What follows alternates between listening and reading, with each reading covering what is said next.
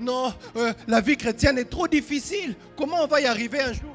Nous étions en train d'évangéliser et dans la rue, pendant que j'évangélisais un frère, il me dit non, moi en tout cas les histoires là de la vie, de devenir chrétien, moi je ne saurais pas, c'est trop difficile, je ne saurais pas arrêter avec les boîtes, je ne saurais pas arrêter avec la bière, je ne saurais pas arrêter avec ceci. Je lui ai dit frère, qui t'a dit même qu'il fallait arrêter?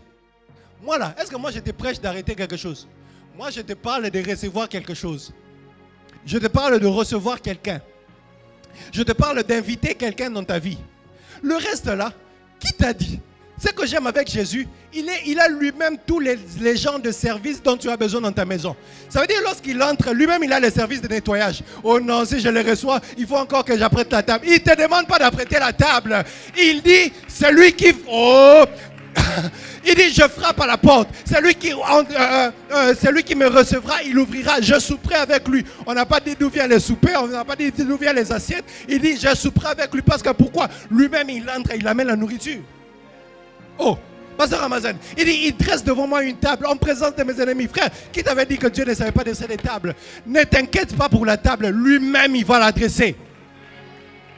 Lui-même, il va te la donner. Lui-même, il va le multiplier.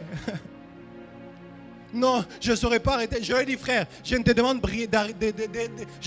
en rien d'arrêter quelque chose. Viens à lui tel que tu es. Et tu vas le découvrir.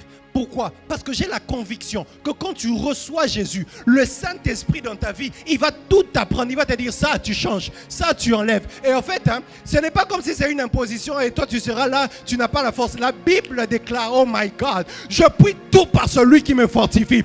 Ça veut dire, lorsqu'il te demande de faire quelque chose, il te donne lui-même le vouloir, mais il te donne aussi le faire. Oh my God. Est-ce que je parle à quelqu'un? Tu sais pourquoi ta vie chrétienne est compliquée pour toi et difficile? Parce que tu ne laisses pas la place au Saint-Esprit. Dieu nous a tout donné. Il nous a donné ses commandements, mais il ne nous a pas laissé là. Même la prière. Est-ce que tu savais que quand tu pries là, tu pries par l'Esprit? Est-ce que tu savais que quand tu pries là, tu ne fais qu'emprunter les mots de l'Esprit? Écoutez ce que Romains 8, le verset 26 le dit. De même aussi, l'Esprit nous aide dans notre faiblesse. Il sait que nous sommes faibles, Maramboba prière, tous faibles. Mais il dit, la Bible dit, car nous ne savons pas ce qu'il nous convient de demander dans nos prières. Mais l'Esprit lui-même intercède par des soupirs inexprimables. Oh my God, my God, my God, my God. My God, my God. Ton problème, c'est que tu veux vivre ta vie spirituelle seule. J'ai toujours dit ceci, écoute ceci. La vie spirituelle, ce n'est pas une vie que nous essayons d'offrir à Dieu. La vie spirituelle, c'est la vie de Dieu que nous vivons par le Saint-Esprit. Ça veut dire que tu laisses simplement le Saint-Esprit vivre lui-même au travers de toi. C'est tout. Voilà pourquoi, quand tu reçois Jésus, tout ce qu'il te demande, donne la place. Give space, give space. Donne juste la place et lui-même il fera le reste. Tu veux prier? Dis-lui, Saint-Esprit, prie aujourd'hui. Prie aujourd'hui au travers de moi. Tu veux adorer? Dis au Saint-Esprit, Saint-Esprit, adore aujourd'hui au travers de moi. Tu veux guérir des malades? Dis au Saint-Esprit, guéris des malades aujourd'hui au travers de moi. C'est pas à toi, c'est à lui. Tout est difficile pour toi. Pourquoi? Parce que tu ne comprends pas que c'est à lui de le faire. Je vous ai parlé dimanche du riche. Le riche vient vers Jésus. Il demande, non, qu'est-ce qu'on peut faire pour accéder au royaume? Jésus lui dit, écoute ceci, fais ceci, vends tous tes biens et suis-moi. Et il dit, non, c'est trop compliqué, il part. Et Jésus lui dit d'ailleurs à ses disciples qu'il est très difficile à un riche d'entrer dans le royaume. Même pour un chameau, d'entrer dans dans le trou d'une aiguille, c'est facile. Écoutez ce que les disciples disent. Les disciples disent à Jésus, mais c'est difficile alors. Jésus leur dit, aux hommes cela est impossible, mais à Dieu tout est possible. Tu ne comprends pas au fait que les choses de Dieu, on ne le vit que par Dieu lui-même. Même être sauvé là, tu ne pouvais pas être sauvé par ta volonté. Tu ne pouvais pas être sauvé par toute la bonne foi que tu as dans le monde. Tu ne peux pas. Il fallait que Dieu lui-même vienne sur la terre, meure et te transfère en lui pour que tu sois sauvé.